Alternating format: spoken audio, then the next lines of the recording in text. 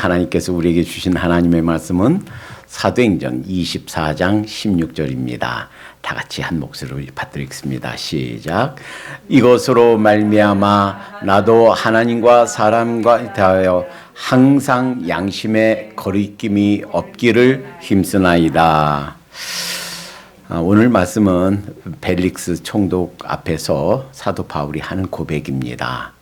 다시 말하면 저도 하나님을 향해서 사람을 향해서 양심에 거리낌이 없기를, 즉 정직하기를 힘쓰고 있습니다 라는 고백이에요. 이 고백이 우리의 고백이 되도록 하십시다. 장차 이제 이 지역에 뉴피플 교회가 소문나서 세상 사람 다 못 믿어도 뉴피플 교회 다니는 사람은 믿어. 그래서 뉴피플 교회 교인이 콩으로 팥죽을 쓴다 해도 난 믿어. 그 사람 말은 틀림없어. 이렇게 인정받는 그런 때가 오기를 기대합니다. 이 정직은 사람들이 보통 별로 뭐 중요하지 않아 라고 생각할 수가 있어요. 그런데 이 정직의 문제는 굉장히 심각한 중대한 그리스도인의 인격, 성품에 관한 문제다라는 거예요. 이 정직의 문제가 세 가지 때문에 굉장히 중요합니다.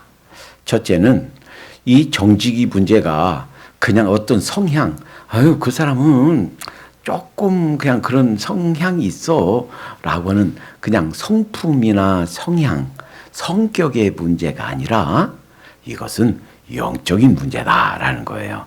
예수님이 마태복음 8장 44절에서 너희 마귀는 사탄은 거짓말장이요 거짓의 아비다 그랬어요. 그러니까 자꾸 거짓말을 많이 한다 그러면 저 사람이 정말 신앙이 있는가 좀 점검해 봐야 돼요.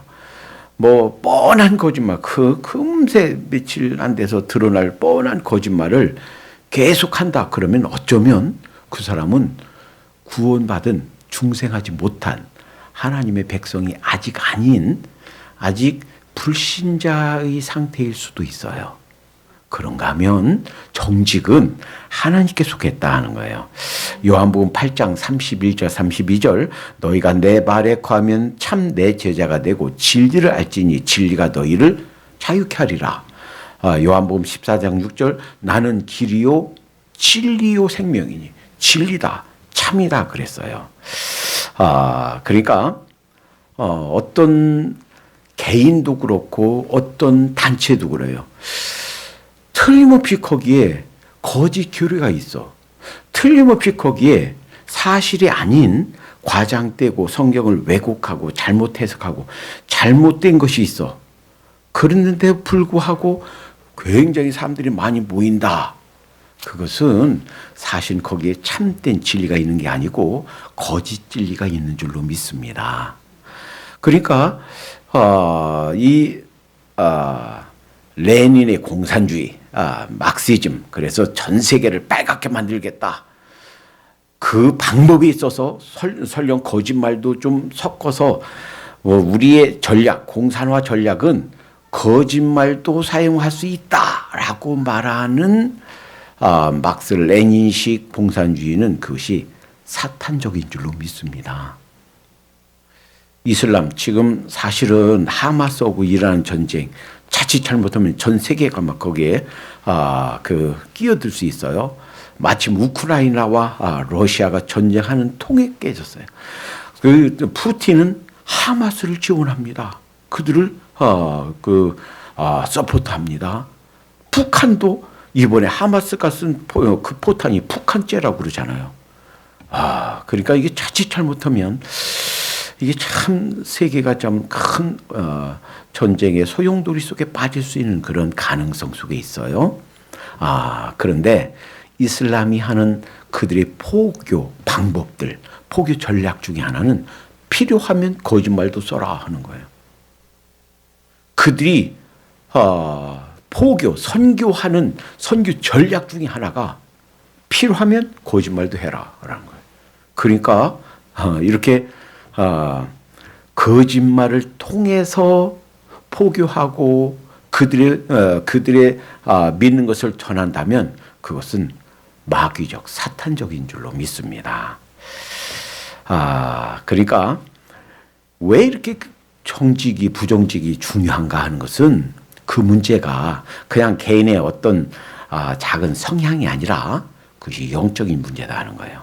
또 하나, 이 정직 부정직의 문제는 우리가 신앙적으로 얼마큼 성장했는가를 잴 수 있는 척도다라는 거예요. 바로미터다 하는 거예요. 지금 우리가 지금 에어컨 히터 안 틀어도 온도가 참 좋아요. 아까 보니까 71도예요. 그러면 우리 신체가 가장 편안함을 느낄 수 있는 딱 좋은 온도입니다. 가만히 있어도 에어컨 안 틀어도 히터 안 틀어도 괜찮아요. 이렇게 몇 도인가 하는 것을 잴 수 있는 것이 온도계예요. 그런데 우리 인생의 온도계, 우리 영적인 신앙의 온도계, 신앙에 얼마만큼 신앙이 잘하는가 하는 온도계 재볼 수 있는 자가 뭔가, 그게 정직성이다라는 거예요.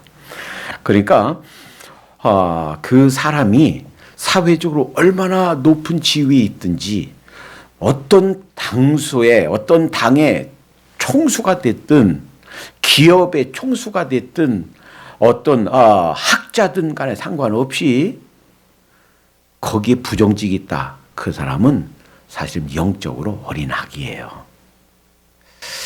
그래서 이게 지식의 정직성, 그래서 표절한 거, 다른 것보다도 이제 신학대학의 중요한 학칙 중에 여러 가지가 있지만 부정직하다 걸리면 퇴학입니다.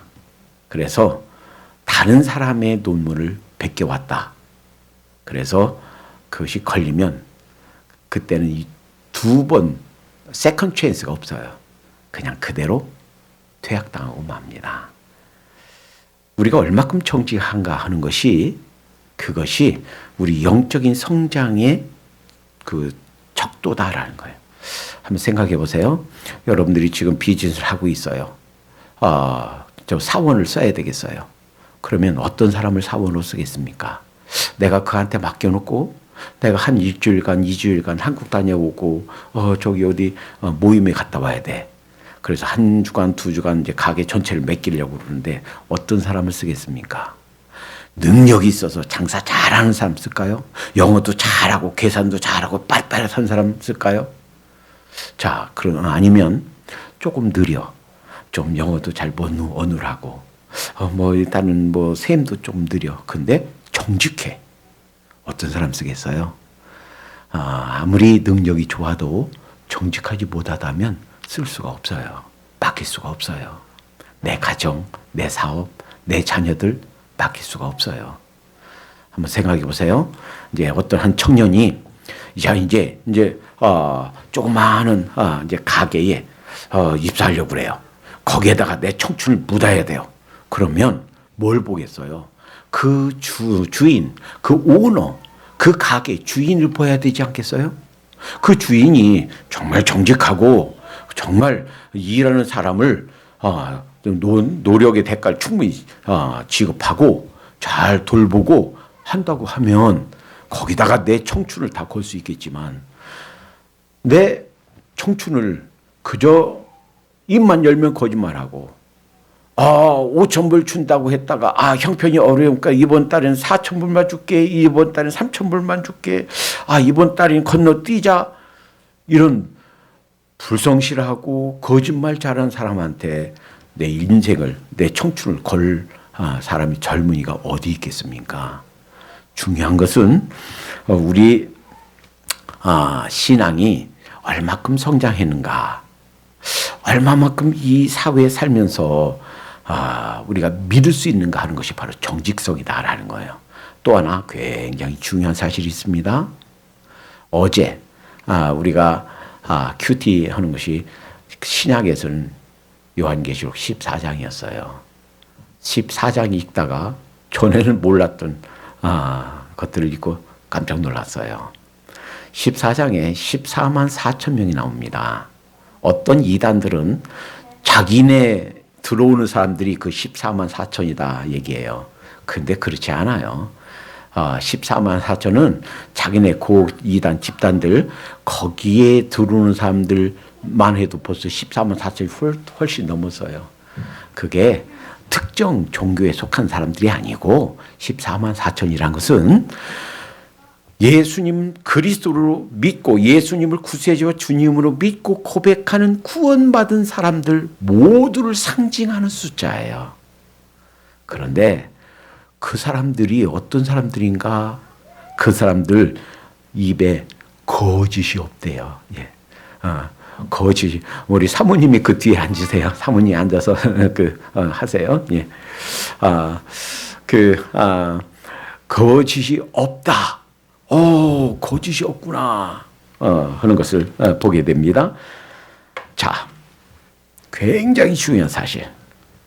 요한계시록 21장에 보면 어떤 사람이 지옥에 갈까, 어떤 사람이 천국에 갈까 하는 것을 보여주는데, 요한계시록 21장 8절에 보면 이런 말씀이 있어요. 자, 여러분 찾지 말고 제가 읽어드리니까 잘 들으세요.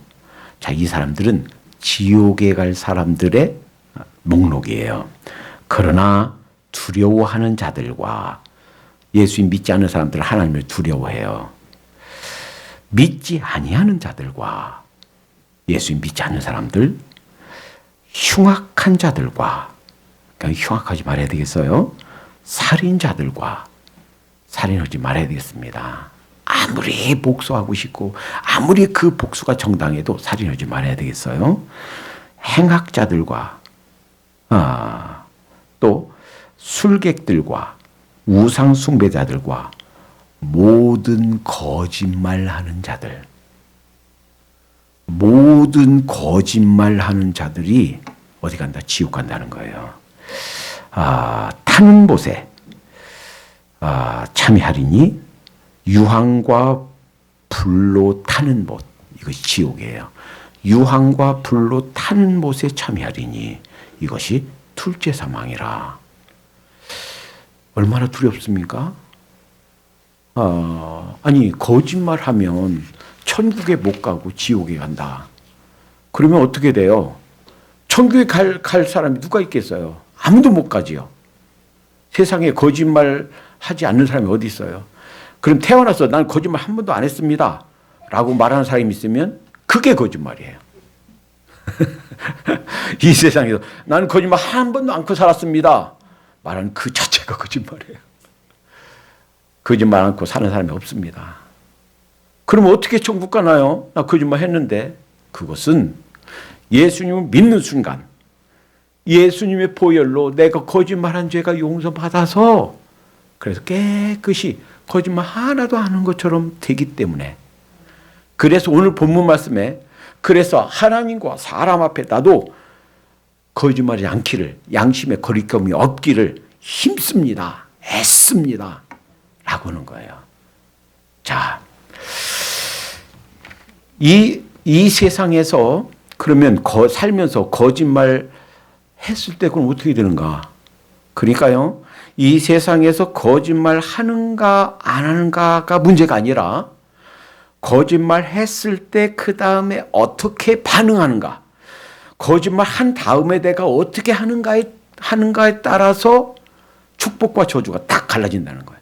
그러니까 이 세상에 거짓말하지 않는 사람이 아무도 없고, 또 어쩔 수 없이 살다 보면 알게 모르게 거짓말하면서 살게 되는데 어떻게 해야 되는가?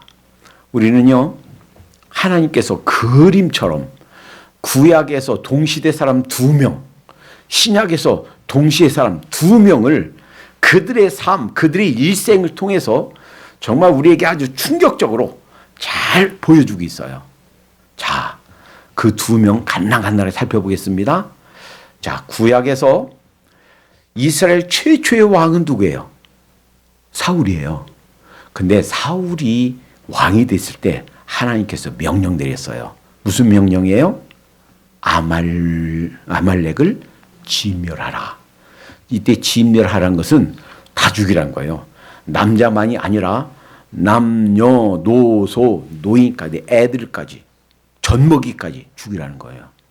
심지어는 짐승들까지 다 죽이래요. 이야, 그러니 그 얼마나 잔인한 하나님이십니까? 전쟁이 이런 전쟁은 없어요.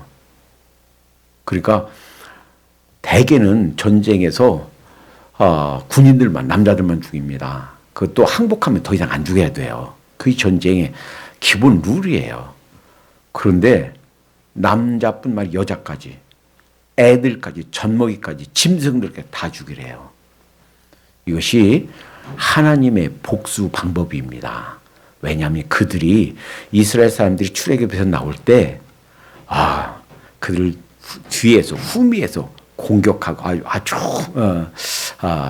그 괴롭게 했던 거, 400~500년 전 하나님의 그 일을 하나님께서 복수하겠다 하는 복수의 일환으로 그렇게 명령한 거예요. 자, 그런데 이 사울이 다른 사람은 다 죽였는데 아각 왕은 안 죽였어요. 그냥 끌어왔어요.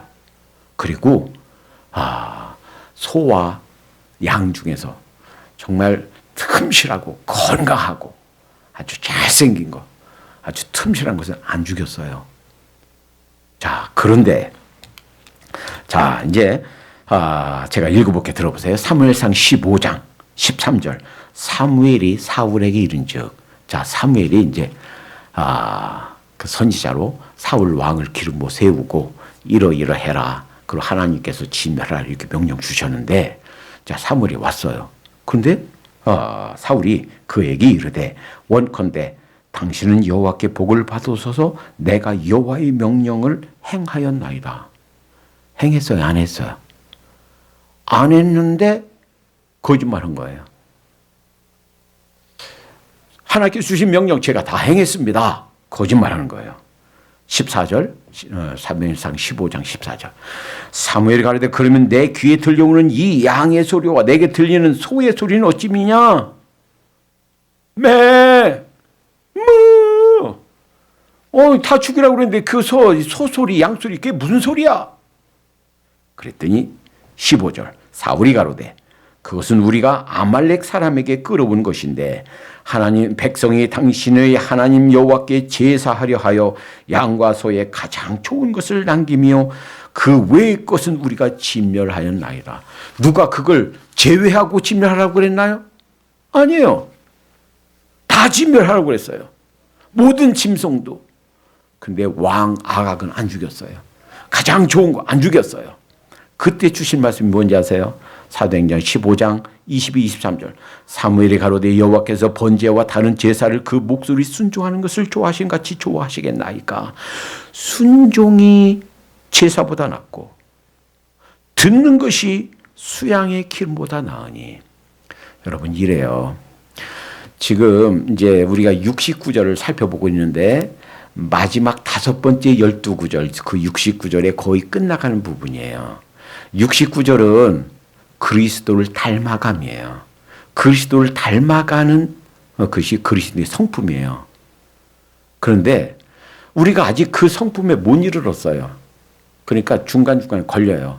우리가 맨 처음 사랑에 대한 2 말씀 살펴봤죠. 겸손에 대한 거, 겸손과 교만에 대한 2 말씀 살펴봤죠. 순결에 대한 2 말씀 살펴봤죠. 지금 오늘 정직에 대한 2 말씀 살펴보죠. 그러면 우리한테 걸려요. 내가 사랑에 대해서 부족하다. 그러면 나한테 주신 말씀이네. 그러면 어떻게 해야 돼요? 나한테 주신 말씀이네요. 감사합니다. 고치면 돼요. 겸손에 관한 거, 교만에 관한 거, 내가 아직 거기 못 이르렀으면 거기 걸려요. 목사님 나한테 말씀하시네. 목사님이 그 여러분한테 말씀을 드리는 게 아니고 하나님이 하시는 말씀인 줄 믿습니다. 순결에 관한 거, 어떤 사람은 그랬다고 그러죠. 그 어떤 남편이 2집 살림해요. 그래서 허구한 날 부인하고 싸워요. 근데 어느 날 목사님이, 아무것도 모르는 목사님이 순결하라 설교했어요. 그날 돌아와서 남편이, 당신 목사님한테 일렀지? 목사님한테 다 털어놨지? 아니요. 목사님이 그걸 알아서 그런 게 아니고 필요하면 하나님께서 음성 주세요. 그러면 나한테 주셨구나. 오늘도 정직도 마찬가지예요. 내가 여러분들 성평 우리 듣는 사람 알아서가 아니에요. 근데 혹시 걸리는 것이 있으면 하나님께서 나에게 주신 음성이구나 하고서 받아들이면 돼요. 순종이 뭐보다 낫다고요? 제사보다 낫다고요. 목사님이 이렇게 설교하는 과정에 이런 말씀 주시는데 내게도 해당되니까 아멘. 순종하겠습니다. 순종이 하나님께 드린 제사보다 더 기뻐하신다 하는 거예요. 순종이 제사보다 낫다는 거예요. 하나님께 진정으로 기뻐하시는 것이 순종이다라는 거예요. 그러고요, 이 사울에게 그 다음에 하나님께서 무서운 말씀을 하십니다. 사무엘을 통해서. 자, 순종이 제사보다 낫고 듣는 것이 수양의 기름보다 나으니 이를 거역하는 것은 사술의 죄 같고 완고한 것은 즉 마음을 딱딱하게 닫는 거예요. 나한테 말씀하시네. 아이고 나한테 하고 있다가 목사님이 나한테 퍼부은 거야. 그렇지 않아요. 그렇게 마음을 완고하게 하는 것은 사신 우상, 죽어있는 우상 숭배하는 것과 같다는 거예요. 우상에게 절한 것과 같음이라. 왕이, 사울 왕이에요. 왕이 여호와의 말씀을 버렸으므로, 그러니까 이렇게 행하라, 진멸하라 하는 말씀을 순종하지 않아서 여호와께서도 왕을 버려 왕이 되지 못하게 하셨나이다. 그러니까 사실은 사울이 당대에서 끝났어요. 사실은 보통 경우라면 그 아들 요나단 왕자가 왕이 돼야 돼요. 근데 사울 왕으로 당대에 끝났습니다. 자, 거짓말 때문에, 그리고 순종하지 않은 것 때문에 이 비극을 당했어요. 이와 정반대 사람이에요. 사울 왕 다음에 다윗이 왕이 됐습니다. 자, 다윗이 참 많은 일 많이 했어요. 자, 그런데 이제 나라가 안정돼 가고 있었던 순간에, 자, 어느 날 요압 장군 보내서 이제 정복하라 하고서 이제 보내놓고 전쟁 중인데, 나라가 전쟁 중인데, 낮잠 자고서 한 12시, 1시, 2시쯤 일어나서 이렇게 거니다 보니까 여기 지붕에서 누가 샤워를 하네. 그것도 이게 고의적이죠. 샤워하려면 문 닫고 걸어자고 목욕탕 그 속에 가서 샤워를 해야지. 왜 지붕 위에 뻔히 때가 되면 거기에 그 왕이 거기서 거닐고 있는 거 알면서 왜 거기서 밖에서 지붕에서 샤워를 합니까? 이게 참 다분히 의도적이지요. 그래서 결국은 시각적으로 딱 보면서 유혹을 받아서 데려와라 하고 잠자리했어요. 알고 봤더니 자기 충실한 장군 요압 밑에서 싸우고 있는 우리야의 아내예요. 자, 그런데 얼마 후에 제가 왕의 씨를 가졌습니다. 아기를 가졌습니다. 기별이 왔어요. 그래서 아주 계획을 꾸밉니다. 전쟁 중인 우리야를 불러서 아주 많이 산의 진미를 그리고 술을 많이 먹여놓고, 자, 들어가라, 집에 가서 쉬어라. 그랬더니 이 우리야가 왕에게 하는 얘기예요. 제가 지금 하나님의 백성들 전쟁 중에 있고, 내 백성들이 지금 중내산에 하는 가운데 있는데 어떻게 나 혼자 편히 쉬고 집에 가서 아내와 동침하겠습니까? 안 하겠습니다. 그렇게 권하다 결국은 편지를 한 장 써서 들려보냅니다. 그 편지에 뭐라고 썼나요? 자, 전쟁이 한참 이루어질 때 전쟁 아주 접전하는 곳에 우리야를 보내라. 그리고 우리야만 남겨놓고 다 퇴각해라. 그래서 죽게 해라.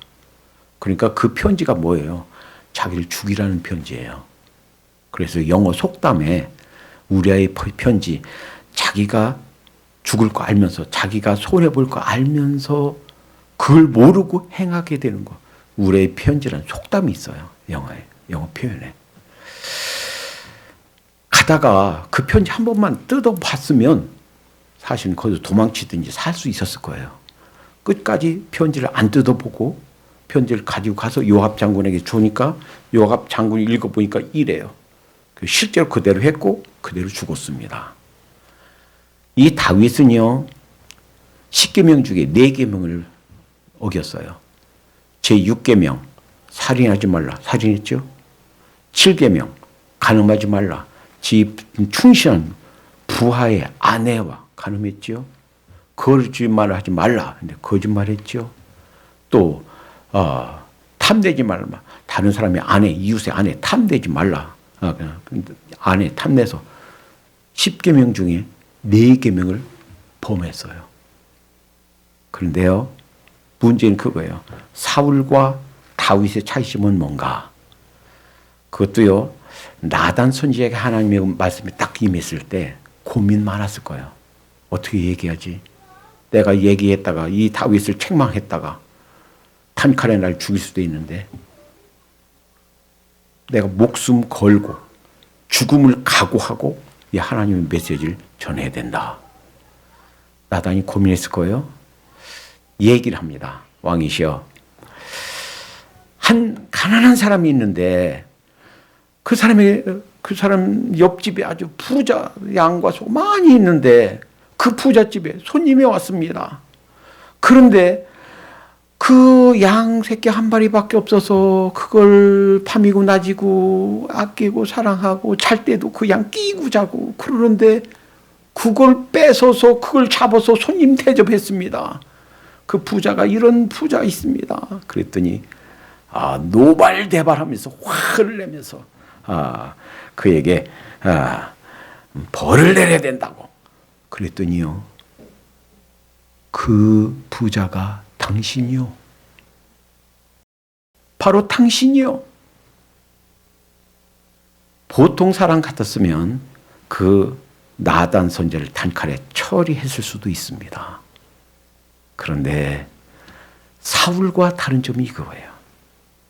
어쩌면 사울보다 더 악하고 더 교활하고 더 아주 흉악한 10계명 중에 4계명을 범한 그런 다윗이지만 사무엘하 12장 13절에 다윗이 나단에게 이르되 내가 여호와께 범죄하였노라.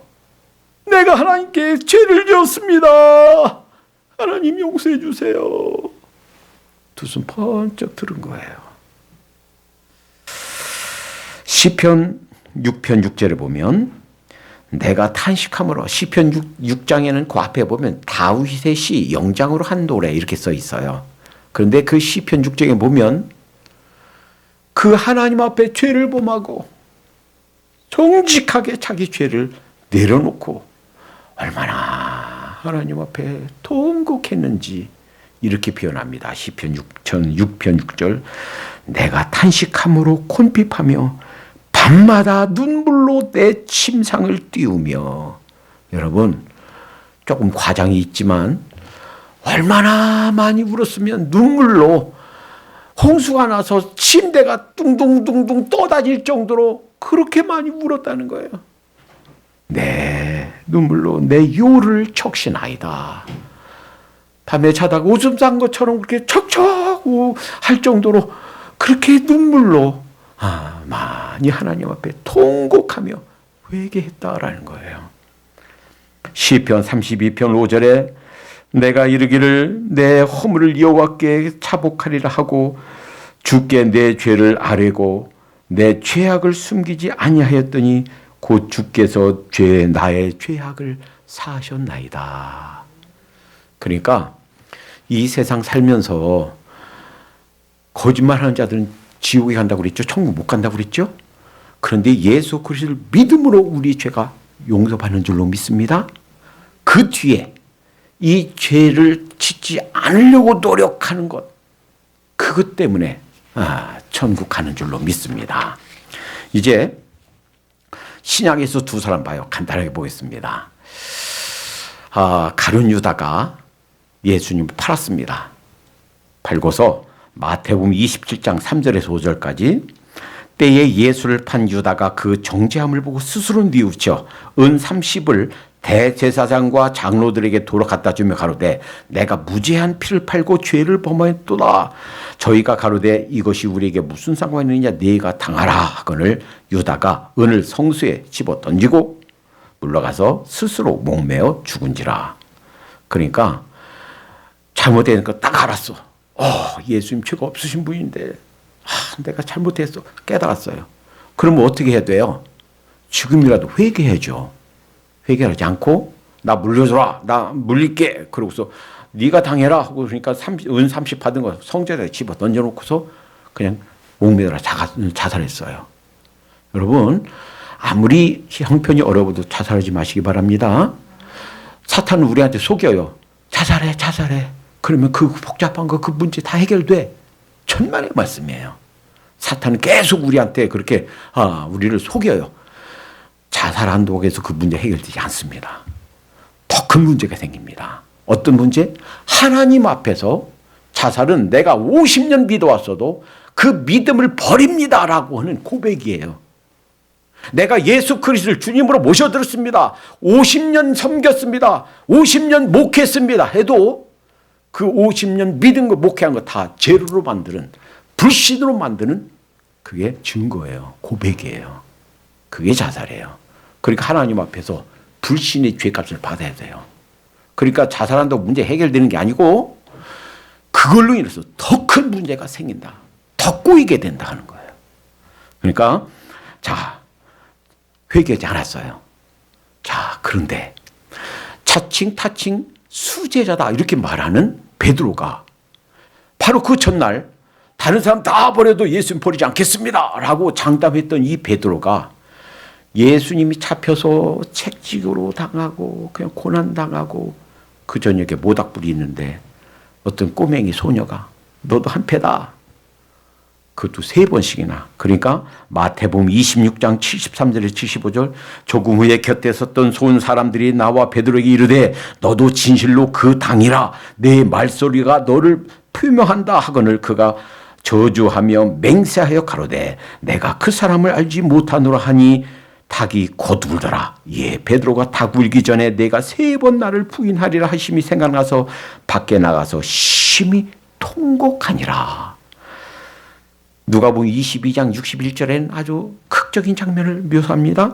주께서 돌이켜 베드로에게 보시니 그러니까 예수 믿고 나가시다가 베드로가 3번째 부인한 그 순간 눈이 딱 마주쳤어요. 딱 예수님이 돌아보는 순간 눈이 딱 마주쳤어요. 그러니까 베드로가 주의 말씀 곧 오늘 다 굴기 전에 내가 3번 날 부인하리라 하심이 생각나서 밖에 나가서 심히 통곡하니라.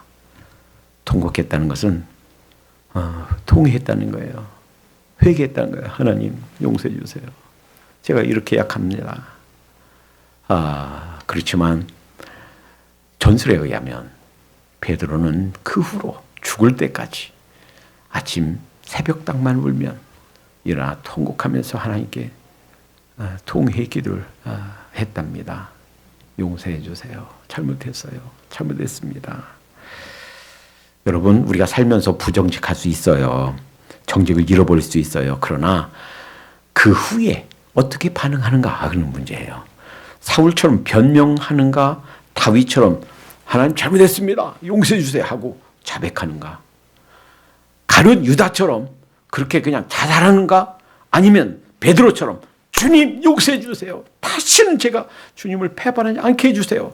정직하게 해주세요. 라고 통에 자복하는가 하는 것이 문제예요. 오늘 본문에 보면 이 사도 바울이 이렇게 고백합니다. 나도 하나님과 사람에 대하여 항상 양심에 거리낌이 없기를 힘쓰노라. 이 양심에 대해서 우리가 조금 깊이 묵상해 봐야 돼요. 양심, 원래 conscience 하는 말이 헬라 원어에는 수네이세신 하는 말인데 원형은 수네이세세 하는 말이에요. 이것은 함께 알다 하는 거예요. 함께 안다 하는 말이에요. 신약에 32회 나옵니다. 그러니까 이 양심이란 것은 흔히 좋은 양심, 선한 양심, 양심껏 한다라고 할 때는 a good conscience 혹은 양심에 찔린다 할 때 a bad conscience 하는 말이에요. 그런데 이것은 우리 양심이 그 행동이 좋은가 나쁜가 옳은가 그른가 하는 것을 우리에게 알려준다는 거예요. 자, 한번 여러분이 저한테 물어보세요. 양심이 무엇이에요? 한번 물어봐 주세요. 예, 양심이 무엇인가? 여러분이 저에게 물으신다면 양심은 우리 영혼의 감각기관이다라고 말씀드리겠습니다. 여러분, 우리에게 감각기관이 있어서 우리가 살아요. 만약에요, 감각기관이 없다 그러면 어린애들 막 불장난하죠? 아마 대부분 연세 드신 분들이 시골에서 그 지불놀이하고 그 불장난한 거 기억할 거예요. 아궁이 불 떼라 그러면 그 불 떼면서. 근데요, 이 감각기관이 없으면 손에 지글지글 다 타도록까지 다 타서 없어질까지 놓을 거예요. 근데 애들이 어때요? 불장난 하다가 뜨거우면 아 뜨거! 하고서 얼른 대죠. 왜? 그 뜨거운 감각기관 때문에 우리가 손이 다 없어지지 않고 사는 거예요. 우리 사모님 바느질해요. 하루에도 여러 번 찔립니다. 근데 조금 그 바늘이 꽉 찔리면 아야! 하고서 찔리니까 아파서 조심하고, 그렇지 않은 법 없어요. 손가락 다 없어졌을 거예요. 다 찔러서. 다 그냥 기계로 밟고 그 넘어가고 찔려서 손이 다 없어질 거예요. 이 감각기관이 우리를 보호합니다. 마찬가지예요. 우리 영혼의 감각기관이 양심이에요. 그래서 하다 보면 마음에 찔려요. 그런데요, 아주 중요한 사실이 있어요. 이 양심에 대해서 아주 굉장히 중요한 사실이 있어요. 이 양심이 불신자들에게는 그 양심이 사실은 죽어 있습니다. 그래서 양심이 깨어나질 못해요. 그리고 이 양심이란 것은 악을 가까이 하면 악해져요. 선을 가까이 하면 선해져요. 그리고 이 양심은 문화에 따라서 그리고 그가 사는 사회에 따라서 채색됩니다. 예를 들어 볼게요. 제 가장 친한 친구 중에 하나가 피지에서 선교사로 16년간 일하다가 한국의 해외 선교회 회장을 오랫동안 했어요. 그 친구가 일했던 피지에는요, 어떤 사람들인가? 그 사람들이 사람을 잡아먹던 사람들이에요. 식인종들이에요. 그 기록이 지금도 남아있어요. 그런데 사람이 사람을 잡아먹는데도 양심이 전혀 거리낌이 없어요. 또 하나 예를 들어 볼까요? 지난번에 연쇄살인범 유영철이라고 있어요. 근데 그가 어떤 사람인지 아세요? 교회에서 청년회 찬양대 지휘하던 사람이에요. 그런데 살인할 때 첫 번 사람 죽일 때는요, 양심이 찔려요. 그런데 두 번째부터는 전혀 양심이 찔리는 거 없어요. 그래서 기계적으로, 그래서 개 잡듯이 사람 죽여요. 사람 죽이면서도 전혀 양심에 거리낌이 없어요. 그 양심이요, 무뎌지는 거예요. 그러니까 양심이 다 믿을 만한 것이 아니에요.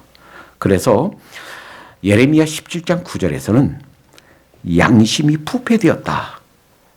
에베소 2장 1절에서는 허물과 죄로 죽었던 너희를 살리셨다. 그러니까 그 양심, 불신자들, 예수님이 없는 사람들의 양심은 그것이 무뎌진 거예요. 감각이 거의 죽어 있는 것처럼 된 거예요.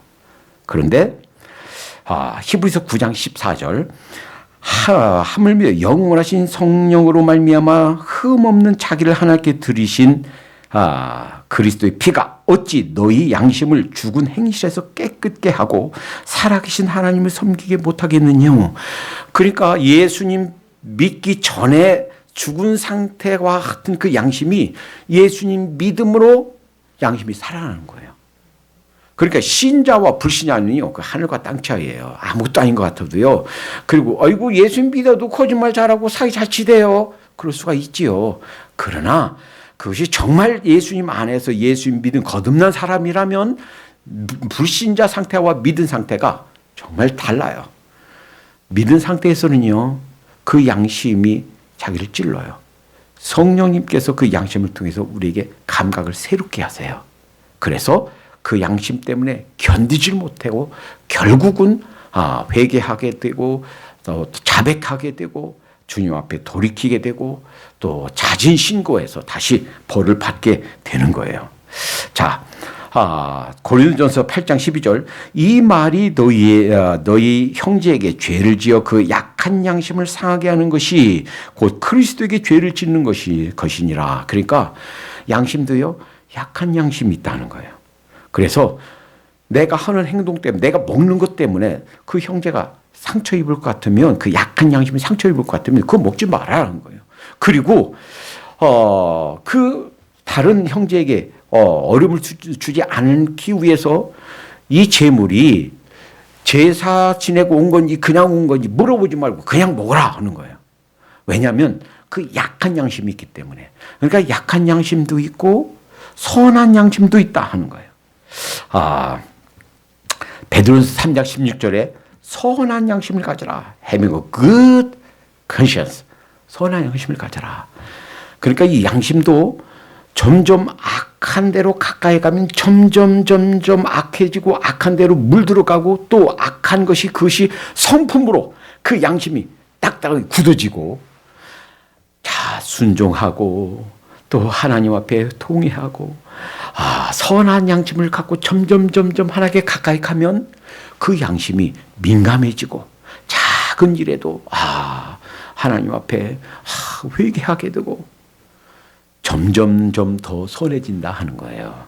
그러니까 어떻게 될까? 디모데전서 1장 19절, 믿음과 착한 양심을 가지라. 자, 이렇게 해야 되겠습니다. 예수 믿는 여러분들, 우리는요, 자, 작은 일에도 그것이 부정직이고 그것이 거짓말이다라고 하면 피해야 되겠어요. 그리고 생각나는 내가 부정직과 그리고 잘못된 그러한 일을 보면 돌이키고 회개하고 더 하나님께 가까이 점점 나아가야 될 줄로 믿습니다. 그래야 하나님 앞에, 사람 앞에, 내 자신 앞에 부끄러울 것이 없어야 되는 줄로 믿습니다. 그럴 때 하나님께서 여러분과 저에게 이 세상을 다 마친 다음에 그 상급을 준비하고 계시는 줄로 믿습니다. 참 다른 사람들은 불신자 같으면 그렇게 향하고서 그냥 입 싹 닫고 지나갈 것인데 그 잘못한 것 때문에 작은 것 때문에 고심하고 고민하고 변상해주고 찾아가서 사과하고 이것이 크리스찬의 도리인 줄로 믿습니다. 이것이 주님의 성품을 닮아가는 것인 줄로 믿습니다. 기도하겠습니다. 사랑의 하나님 감사합니다. 하나님, 우리가 선한 양심을 가질 수 있도록 도와주시고 주님께 더 가까이 나아가고 우리의 작은 부정직, 작은 거짓말을 볼 때마다 우리가 회개하고 자백하고 돌이키고 변상해주고 점점 더 가까이 주님의 모습으로 변해갈 수 있도록 인도해 주시옵소서. 이 세상에서 얼마나 선한 양심을 가지고 살았는가 하는 것에 따라서 하나님께서 우리에게 주실 상급이 달라진다는 사실을 평생 기억할 수 있도록 인도해 주시옵소서. 예수님의 이름으로 기도하옵나이다. 내가 걸어갈 때